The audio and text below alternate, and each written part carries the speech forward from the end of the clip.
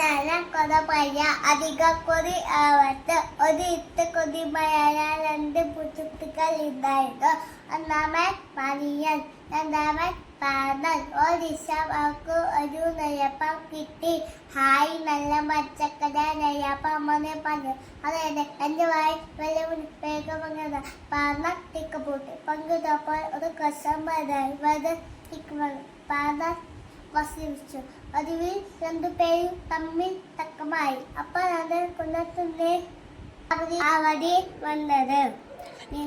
ആ പറഞ്ഞു, നിങ്ങൾ തലക്കോടേണ്ട തക്കം നാട്ടിത്തയ കുന്നത്തുന്നേ അയക്കസത്തിൽ ഒന്ന് കച്ചു.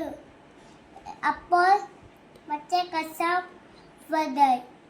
ഇത് പലതും മറിയും ഒപ്പം പറഞ്ഞു.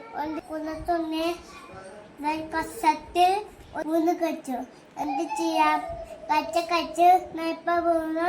കുളത്തുങ്കി വയറ്റിലായി. പാവ പതുതും മണിയുന്നു. അന്നൊക്കെ തലയെ കണ്ടുകൂടി വീട്ടിലേക്ക് പോയി.